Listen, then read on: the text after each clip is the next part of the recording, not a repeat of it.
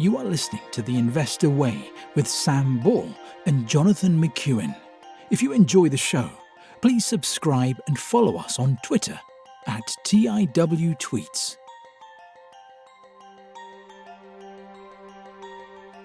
Hello and welcome to The Investor Way with myself, John McEwen, and my co-host Sam Ball. This week on The Investor Way, we have Shell, GlaxoSmithKline, Sainsburys, Rolls-Royce, British Telecom, and our US company of the week is PayPal. Sam, shall I kick us off with Shell? Absolutely.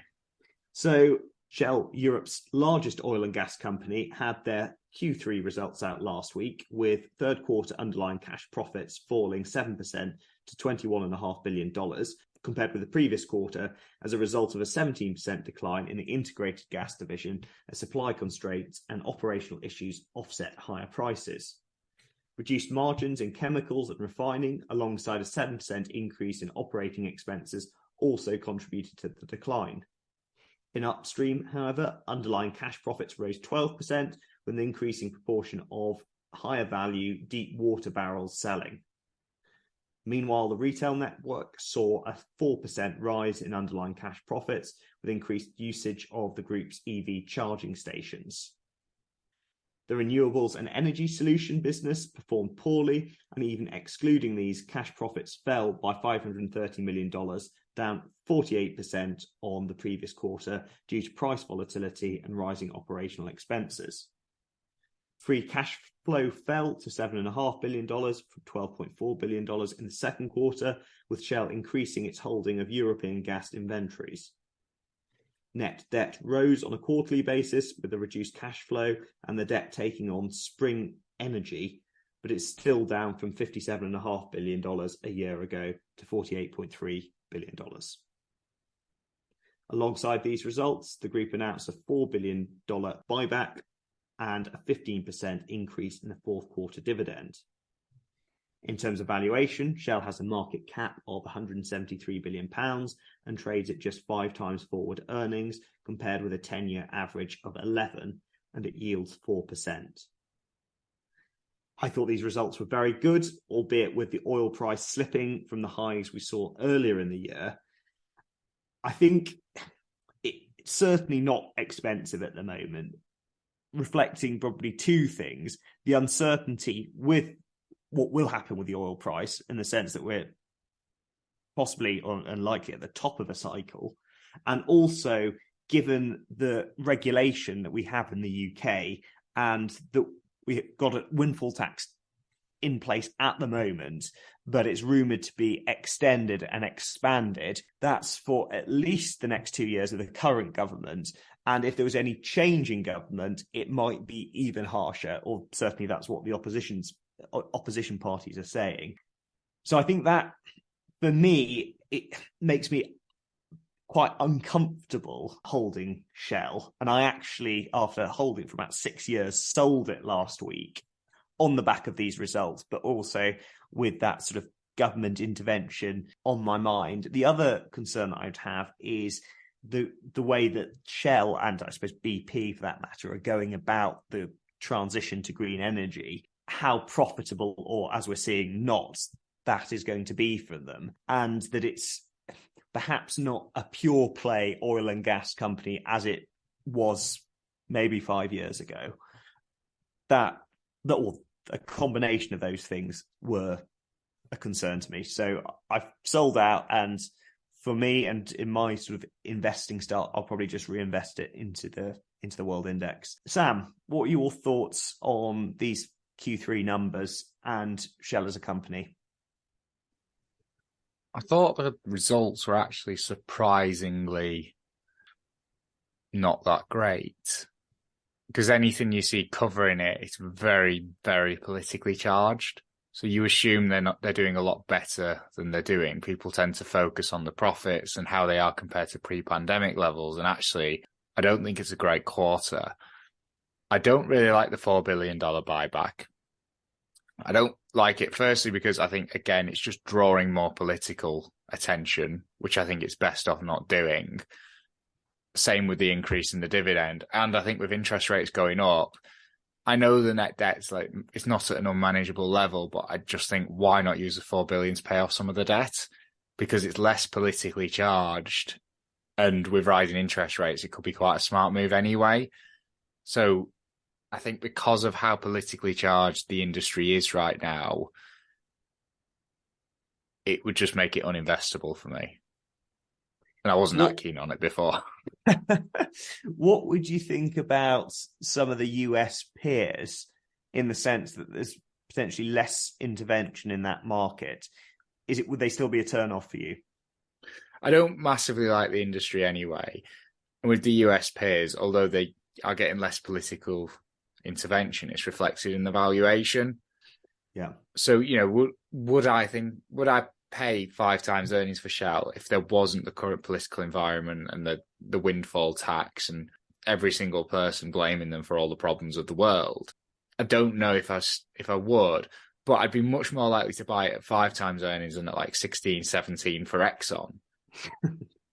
So, yeah, I guess if it was like priced more like a tobacco company, it was just going to be left alone. I appreciate tobacco is hardly free of intervention as well. But if it was just going to be left alone, it'd be much more attractive. But for me, it would just be uninvestable. Because of the state intervention. Yeah, and you can't measure it. So you're looking at these earnings and what you think you're going to get as a shareholder. And actually you don't know, because you get a government that comes in and has this massive hole in the finances it needs to plug. And it's like, well, politically it's very easy. If they take a few more billion off like Shell and BP, no one's going to criticize them. Yeah. Yeah. So it's just you can't reliably estimate what those future cash flows are. And when it is a business that's probably in long-term decline, those future cash flows are very, very important. Absolutely. And I think that's the big thing. It's, if you've got a cyclical company, it's cyclical. And if at the top of the cycle you're being bashed back down, you've got that uncertainty. And we saw it when we covered it at the bottom. Yeah. The results were rubbish. Yeah, no one was chipping in. There were no GoFundMes or anything. No, that's right. They were losing billions of dollars. For Brent crude, it went below $20 a barrel. They were pumping it at a loss. Now it's at 90, but they're being bashed. And if it goes back down to 20, no one's going to say, well, maybe we should give them some special tax breaks. That's right. I just think that, to me, the windfall tax seems very, very unfair. Unless it's going to be offset when the oil price is low by something that's much more beneficial than what other companies get. Because if you're going to single them out, I think you need to do it both ways. But obviously that's not going to happen. But it just highlights why it's uninvestable for me. And it's a company that does require a lot of capital expenditure. Yeah. And what you're seeing is, because you're just taxing it, we're not getting that capital expenditure. Yeah. I think it's very problematic as a principle. And Shell, I suppose the tobaccos, it feels like the tobaccos have been left relatively well alone for some time. I suppose the last big intervention we had was plain packaging, and that was 2013, 2014. Probably beneficial. Well, it certainly reduced the marketing spend. But anyway, yeah. That's something else I was going to say about these as well. What was it? The green side of the business? No, I'm not interested in that. Okay. Oh, that was it. With like the windfall tax, I don't know why there should be massively incentivizing them to invest to the point where if they invest basically all the profits, they just, rather than it being capitalized or whatever, they just completely, if they invest the profits within 12, 18 months or something, it just wipes away that windfall tax. That's what they should have done. Yeah. So that although they don't collect the money, you are getting the investment to hopefully bring down the oil price. I would have had less of an issue with that, because all you're doing then is incentivizing them to invest rather than just penalizing them for success, which is a principle I just don't really like. Yeah. And you can see what they're choosing to do. They're increasing the dividend and just leaving the oil in the ground. Yeah. Exactly. So it's I'm glad I sold, I think, but I've taken off the tickers. I don't want to. I'm anchored at certain prices with Shell after holding it for a while. Okay, on to a company that's probably less politically charged, Glaxo. Yes, so GlaxoSmithKline, the pharmaceutical company, have come out with their Q3 results, and third quarter revenue was up 9%, ignoring the effective exchange rate movements to 7.8 billion. Specialty medicines saw the greatest uplift at 24%, with vaccines and general medicines up 5% and 1% respectively. GSK recognised a total profit of 9.6 billion relating to the demerger of the consumer healthcare division Haleon. Underlying operating profit for the remaining business up 4% to 2.6 billion, a 1.6% fall in margin to 33.3%. This reflected lower margins of COVID-19 solutions and launch costs for new medicines. GSK generated free cash flow of 712 million. Net debt was down to 18.4 billion from 22.1 billion, benefiting from a 7.1 billion payout from the demerger, which was partly offset by acquisition activity. 2022 sales guidance has been raised, with growth expected to be between 8 and 10%. Underlying operating profit growth is now expected to sit in the 15 to 17% range. Separately, GSK announced that the US Food and Drug Administration has accepted its filing for the approval of the respiratory virus, older adult vaccine, with a final decision now expected by 2nd of May 2023. And in the results, if we go in, they did have quite a bit to say on the Haleon demerger. I know we've already covered it, and we've also looked at Haleon's results separately, but I do think it's quite important, so I'll just read that out. On 18 July, GSK separated its consumer healthcare business from the GSK Group to form Haleon, an independent listed company. The separation was effected by way of a demerger of 80.1% of GSK's 68% holding to GSK shareholders. The aggregate ownership by GSK after the demerger of 13.5% is measured at fair value, with changes through profit and loss. The gain on the demerger for the distributed stake was 7.2 billion, which was recognised in Q3 2022. The asset distributed was a 54.5% ownership of the consumer healthcare business. The net assets derecognised reflected consumer healthcare transactions up to 18 July 2022, which included pre-separation dividends declared and settled before 18 July. These dividends included 10.4 billion of dividends funded by consumer healthcare debt that was partially on lent during Q1 2022, and dividends of 0.6 billion from available cash balances. GSK's share of the pre-separation dividends funded by debt resulted in a reduction in net debt for GSK on demerger. The gain on the demerger arising from remeasurement of the retained stake was 2.4 billion, which was recognised in Q3 2022. The total gain on the demerger of the consumer healthcare business in Q3 was 9.6 billion. In addition, the profit after tax from the discontinued operations was 0.6 billion, which increased total profit after tax to 10.2 billion. In terms of the valuation, the business trades at a forward PE ratio of 10.4, and that compares to a 10-year average of 11.3. Although I would say it's now quite a different business to what it previously was, and the prospective dividend yield is 3.9%.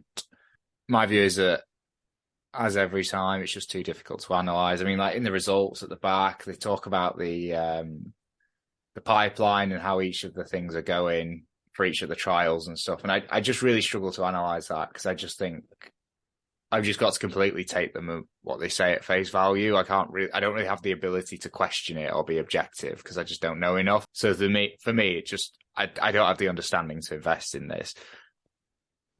I don't know if this is a better business with or without Haleon. I think the secure, like that reliable revenue is probably quite complementary to the existing business model, where it's sort of its fortunes will rise and fall with certain drugs. So I think it was probably better with it in there. And as we've discussed before, I think if they were to have gotten rid of it, I think they should have gotten rid of it when Unilever offered them double the amount they actually spun it out for.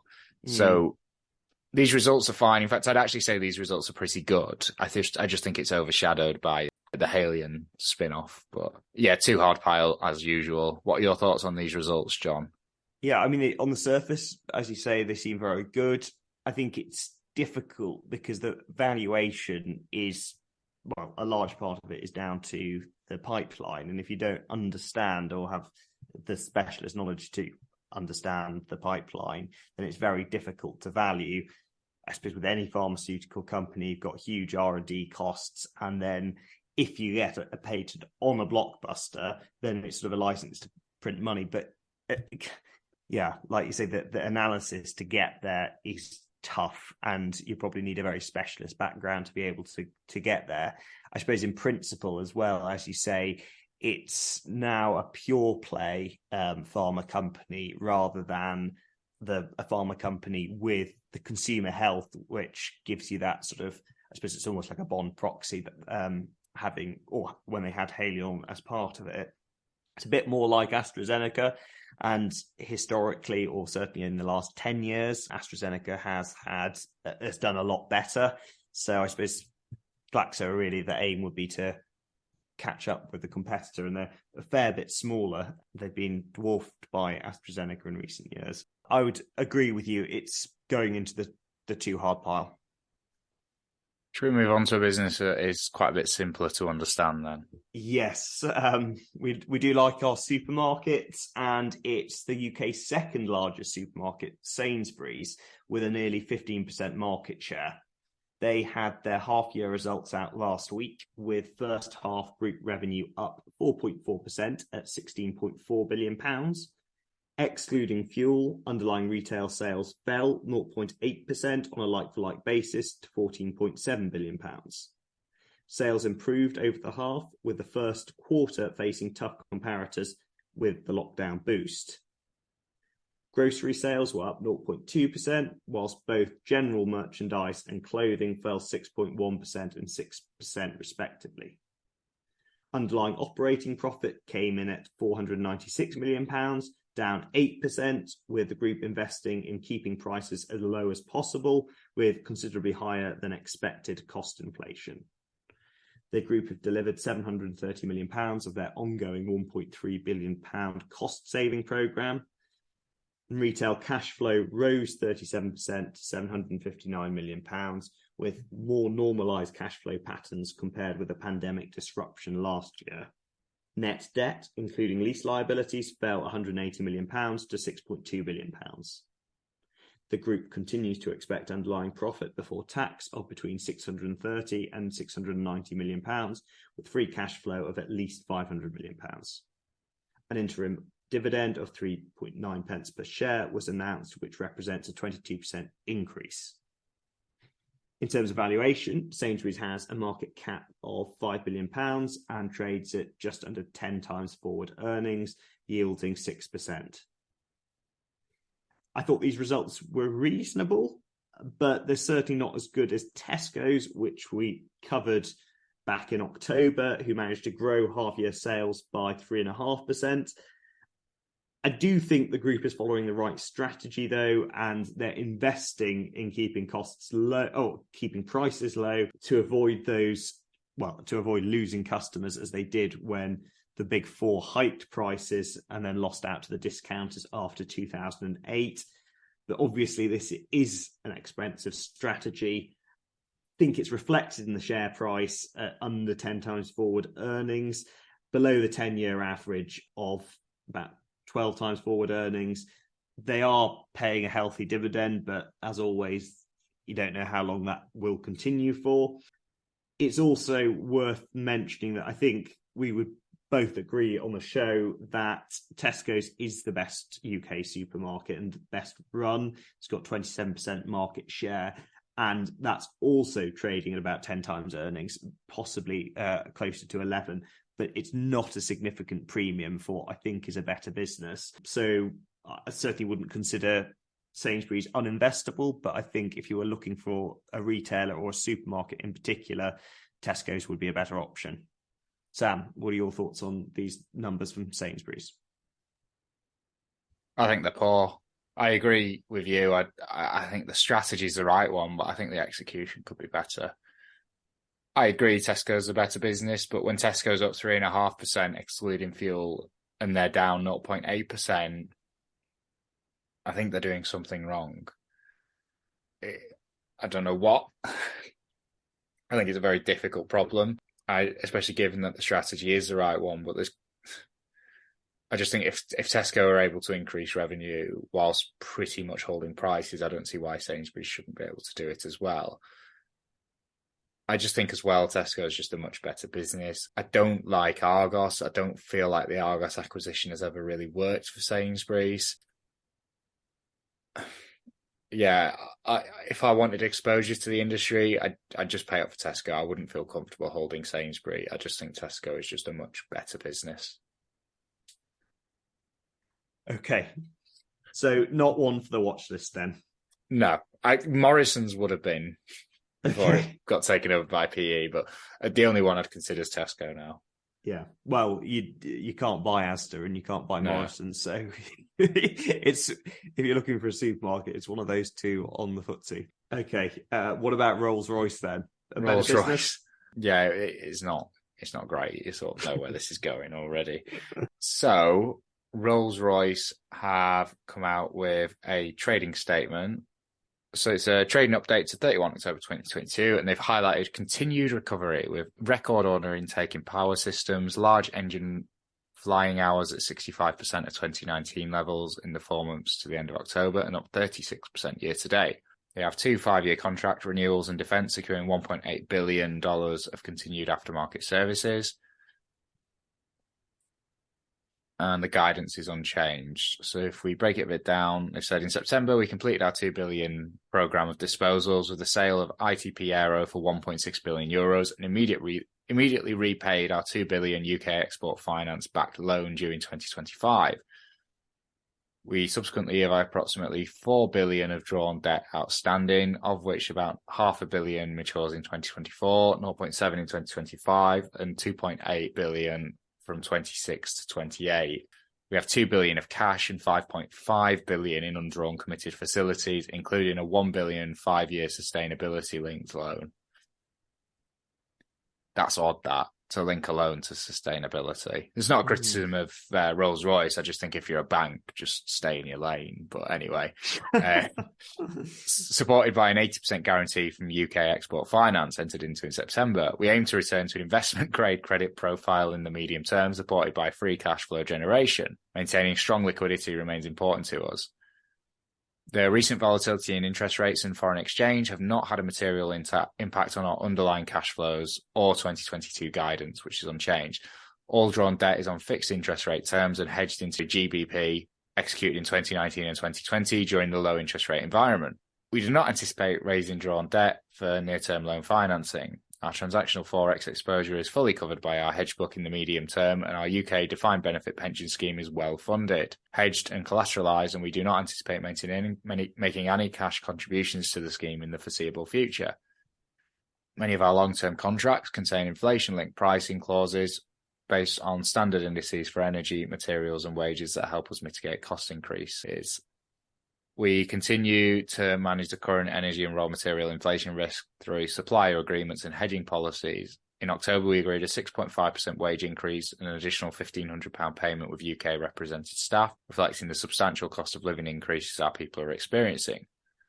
We aim to recover cost inflation through operational efficiencies as well as increased pricing. Supply chain pressures have led to high levels of inventory, but we do not expect this to affect our ability to meet guidance and remain focused on delivering good cash conversion. And in the business performance summary, they've said in civil aerospace, large engine flying hours continue to recover and were 65% of 2019 levels in the 4 months to the end of October and 62% year to date. The 36% growth year to date compared to the prior year reflects uneven recovery around the world, with stronger recovery in the US and Europe, but lower travel in China and Asia due to ongoing COVID measures. Engine flying hours in business aviation remain strong and above the 2019 level year to date. In defence, we continue to see robust demand from our customers with $1.8 billion in contract renewals and repricing relating to the next 5 years to support engines in service, including those with the US Department of Defence powering the C-130J. As indicated at our half-year results, we expect a low double-digit percentage operating margin in defence in 2022 and into the medium term, reflecting the planned increased investments in new defence programmes. Revenue growth in 2022 is expected to be modest due to the non-repeat of legacy spare part sales that took part in 2021, with no material benefit from the increase in government defence budgets in the near term to our long product cycle. In power systems, the continued high levels of demand in many of our end markets is driving an exceptionally strong order book with a record order intake to date in 2022 and good revenue cover for 23 and beyond. In new markets, we continue to invest in technology to deliver on our transition to net zero. In our electrical business, we're welcomed the decision by the European Union's Clean Aviation Programme to proceed with over 700 million of funding for 20 aviation research and innovation programmes from across the industry.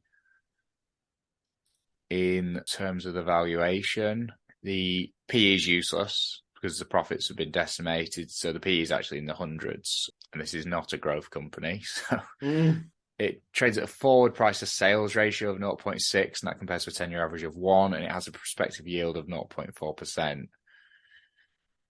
I thought there was quite a lot of this that was fairly encouraging, in that I think the management have probably been as smart as they can be with the debt.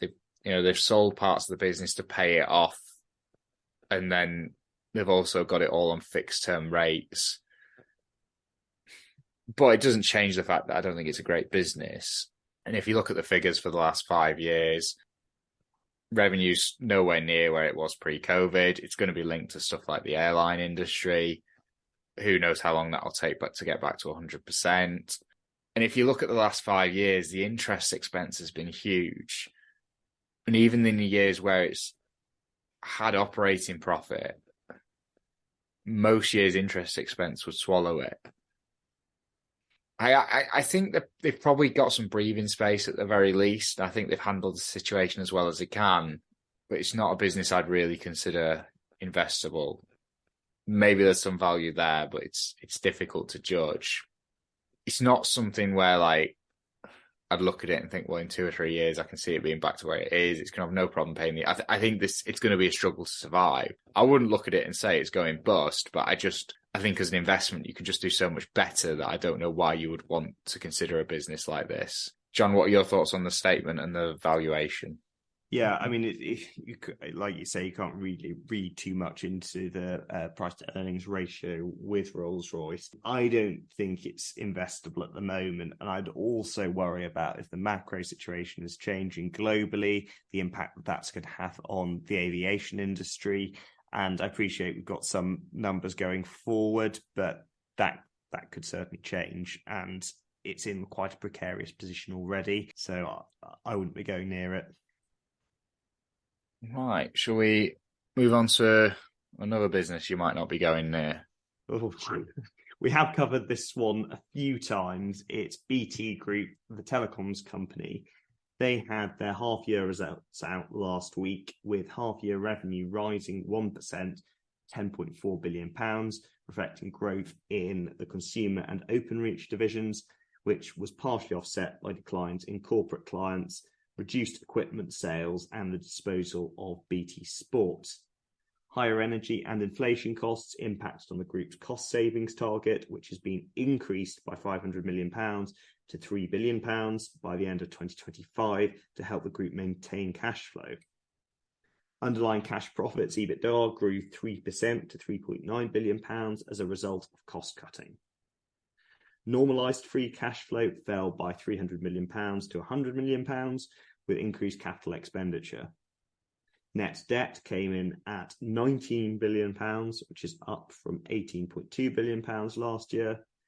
And alongside the results, an interim dividend of 2.31 pence per share was announced, in line with last year. The shares were down over 8% on the news. In terms of valuation, BT has a market cap of £11.6 billion and trades at 6.5 times forward earnings, compared with a 10-year average of 10, and it has a prospective dividend yield of 6%. Thought these results were disappointing, and probably, as we saw with the share price, behind what the market was expecting, especially the net debt rising by nearly £800 million. So now it's got debt of £19 billion. It's got a huge pension deficit, and it's in an environment where interest rates are rapidly rising. And I think the more attractive part of the business, in the form of the higher margin Openreach, which has an effective monopoly on the telephone and fibre network, that still isn't enough to make me look twice at BT, despite it appearing cheap on paper. I think it's a rubbish business, and again, another one that's uninvestable. Sam, do you see any value in BT? No, I think it's rubbish. Half-year revenue rise 1%. It's not fantastic. Underlying profits going up 3%. Again, not fantastic. For me, those aren't terrible figures. They're not the worst figures we've seen this week. It's the debt for me. It's just really not good. 19 billion of net debt.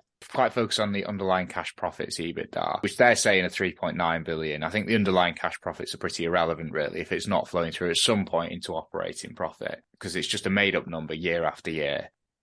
When you just say, oh, well, look at this, if we adjust for this and that, and it's every year there's something. If you look at the past 5 years, they've not hit that underlying cash profits in a single one. So I think the operating profit is probably the most appropriate figure to use. An operating profit at the minute is in the year to 31 March 2022, it was 2.9 billion. Compared to debt of 19 million, that is very uncomfortably high. It's well above the range at which I'd consider it to be okay. And that's with 19 billion. I'd say if this had debt of about 12 billion, I'd be looking at that and saying, well, I'm a bit uncomfortable with that. At 19, it's just too much. And then you've got the pension as well. And it's not a very well, I don't think it's a great business anyway. I don't know why they're paying a 6% dividend when they've got all that debt. They should cut it to zero, but, well, the management won't last long if they do that. But I think they should cut the dividend to zero and focus on paying off the debt. I really do. Especially, I mean, in this environment, to increase debt 800 million, that's probably just flowed straight into dividends. They probably wouldn't have had to increase the debt if they hadn't been paying a dividend. I think it's bad management. It's a bad business. I don't think for me, we've looked at some great businesses today, but this is comfortably the worst, actually. Okay. Fine. Okay. Can the American company of the week save us? It'll have to. Fortunately, it is a good business. So we've got PayPal. Yeah, and I would go back, and I don't think I think our first two and even first three aren't in that category, but the last couple. So. Yeah, I'd agree with that. They're all decent businesses. Shell is uninvestable, but that's not really Shell's fault. That's political. GSK for me is uninvestable. That's because of my own lack of understanding. It could be a good business, and those results were pretty decent. Sainsburys is just not as good as Tesco. That's its worst crime. So yeah, I think lumping them in with Rolls Royce and BT is maybe a bit unfair. So I do apologise for any management of those companies listening to the podcast. So onto our US company of the week, PayPal. They have come out with their Q3 results, and net revenue climbed 12%, excluding exchange rate movements, to $6.85 billion. And these figures are all in dollars. This was slightly better than the $6.82 billion expected, and underlying earnings per share was $1.08, which was 12.5% better than forecast. Revenue growth was driven by a 14% increase in total payment volumes to $337 billion. Underlying operating income saw a return to growth, up 4% to $1.5 billion. That's a margin of 22.4%, up from 19.1% in the last quarter. However, margins are still 5.3% lower than a year ago, with reductions in each of the 5 previous quarters. Underlying operating costs were up 12.8% to $5.3 billion, which is a decrease in the rate of cost growth over recent quarters, which has largely been driven by slower growth in non-transactional expenses, such as sales, marketing, and operations. Free cash flow is up 37% to $1.8 billion, helped by higher cash profit as well as improved cash conversion. PayPal bought back $939 million of its own shares in the quarter, and that's $3.2 billion so far this year. I will just go off on a tangent to say I'd actually really like to see that. So this is a stock that has been absolutely hammered. So it's 52-week high, $230, 52-week low, 67, and it's currently trading at 81. So I think for management to be consistently buying stock back as the stock is dropping, it's the opposite of what you normally see. And I think, to me, that is a signal of, at the very least, good capital allocation. Net cash totaled $200 million, which was down from $4.4 billion this time last year. For the fourth quarter, PayPal expects net revenue of about $7.4 billion, which is a 9% growth rate. PayPal is expecting underlying operating profit margin to be about 22.5% in the final quarter, and shares were down 9.7% after the results came out. So total payment volume for the full year is expected to grow 8.5% on a spot basis and 12.5% on an FX neutral basis, and approximately 8 to 10 million net new active accounts are expected to be added in 2022 financial year. And in the quarter, 2.9 million were added, which brings the total number of active accounts up 4% to 432 million. The 5.6 billion of payment transactions was up 15%, and they had 50.1 payment transactions per active account on a trailing 12-month basis, which is up 13%. So that means the average active account used PayPal once a week. I think these are actually pretty decent results. I think 12% revenue growth is pretty decent, especially given what's going on in the wider economy. If we go to the valuation, it's trading at a forward PE of 16.5, and that compares to a 10-year average of 32. And it's not currently paying a dividend, but it is buying back the shares. So I'm surprised how cheap this is. I think it's a fantastic business. And I think it's actually, I think we covered Visa recently, and it's trading at quite a discount to that. I wouldn't say it's that much lower quality of a business than Visa or MasterCard, actually. I think I rate it really, really highly. I think it's a fantastic business. And I think because those shares have dropped about 70% in the last 12 months, I think at a forward PE of 16, I think it's actually quite attractive. I really like it. John, what are your thoughts on the results and the valuation? Yeah, I mean, I think they're good results, and the valuation seems very cheap considering the type of business that it is. I've always liked Visa and MasterCard as companies, and I guess I'd probably be putting PayPal in that category. Is it, from your sort of, slightly more in-depth look at PayPal, is there any reason that you could see for the discount compared with, I appreciate they're not the same business, but those two peers? I think it's the growth. I think growth drops quite a lot. I'll just have a look. Just one sec. I'll just get up the last 4 years, because it was growing very rapidly. And again, it's another one where I think compared to Visa and MasterCard, it will have got much more of a boost from COVID. Yeah, so 2018 revenue was 15.4 billion, then up to 17.7. Then in the COVID year, jumps up to 21, then 25, and trailing 12 months, it's only 26. So I think it's the slowing growth rate. I'm not sure what else it could be. I don't know if the margins have started coming down. Although they have now started going back up, but margin, and again, that's partly COVID though, because there's probably this massive explosion of online shopping, which they'll have benefited from.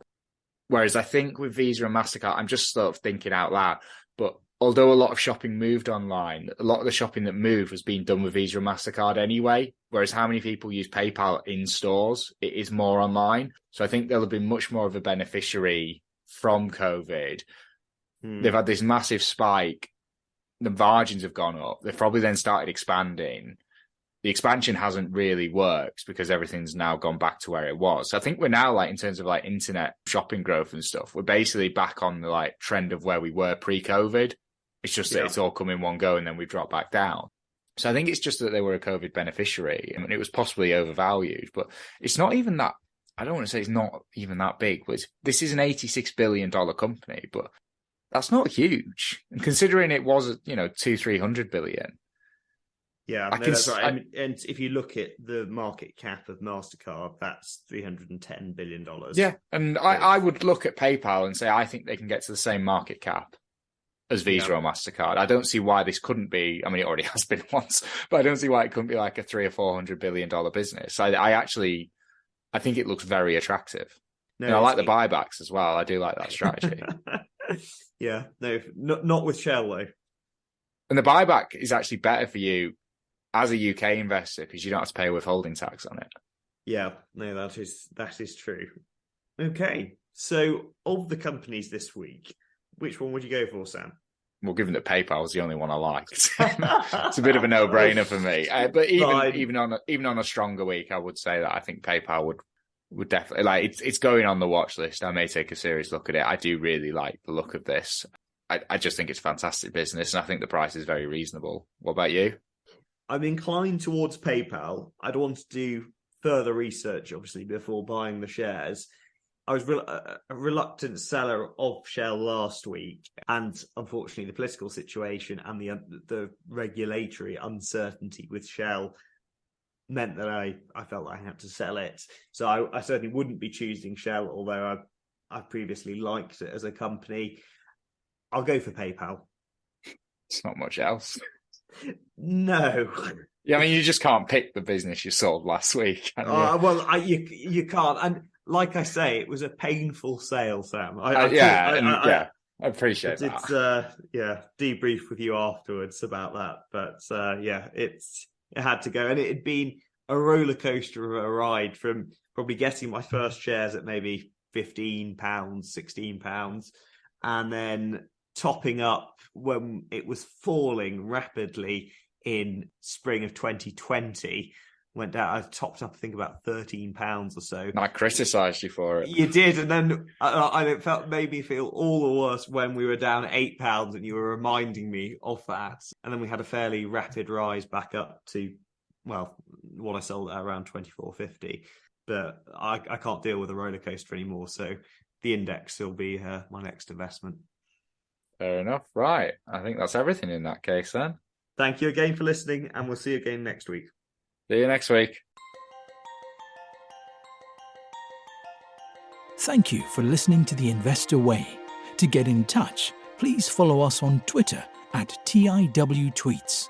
This podcast is for entertainment purposes only and does not constitute financial advice. Neither Sam nor Jonathan are financial advisors. For investment advice, please consult professional advisors.